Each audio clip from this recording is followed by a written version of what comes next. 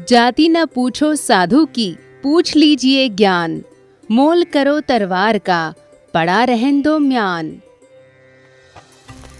साधु या किसी विद्वान से उसकी जाति नहीं पूछनी चाहिए, बल्कि उसके अंदर छिपे ज्ञान को जानना चाहिए, क्योंकि जिस प्रकार महत्व म्यान का नहीं बल्कि उसमें रखी तलवार का होता है, ठीक उसी प्रकार किसी विद्वान की पहचान उसकी जाति से नहीं बल्कि उसके ज्ञान से होती है।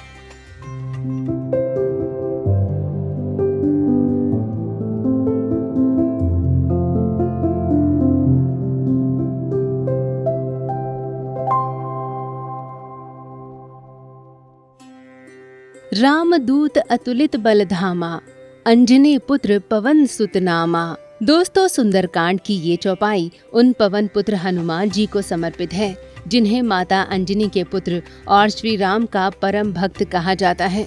इन्हीं हनुमान जी को लेकर सद्गुरु जाति और वंश के बारे में बताते हुए कहते हैं कि अंजनी माँ अहिल्या की बेटी थी, जिनकी शादी केसरी जी से हुई थी।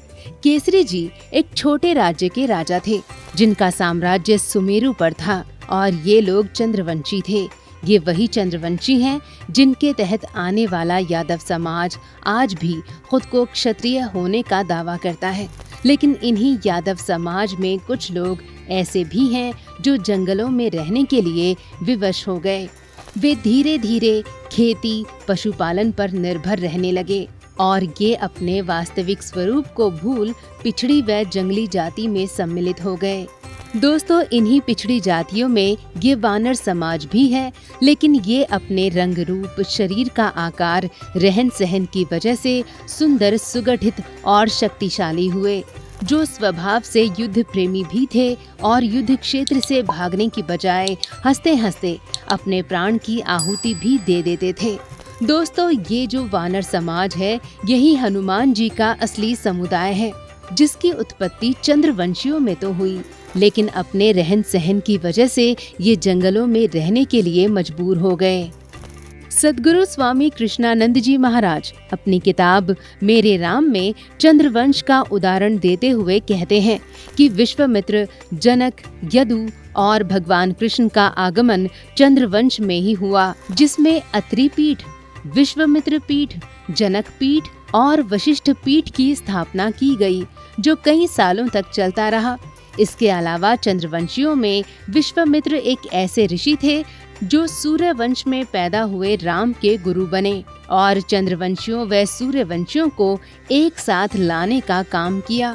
लेकिन सूर्यवंश में भी जो समुदाय सत्ता से दूर हुए, वे अशिक्षित होते गए, उन्हें जंगलों में बसना पड़ा, जिसका जीता जागता उदाहरण मध्य भारत और झारखंड में रहने वाले भुइया समुदाय के लोग हैं, जो खुद को हनुमान जी के वंशज बताते हैं। दरअसल झारखंड की सिंह भूमि में रहने वाले भुइया समुदाय के लोग खुद को हनुमान जी का वंशज बताते हैं। इसके अलावा पूर्वी भारत में रहने वाले दुसाध और पासवान के अंदर भी भुइया समुदाय के जैसे ही गुणधर्म देखने को मिलते हैं। इसलिए यदि उन्हें भी हनुमान जी के वंशज कहा जाए तो कोई गलत नहीं होगा।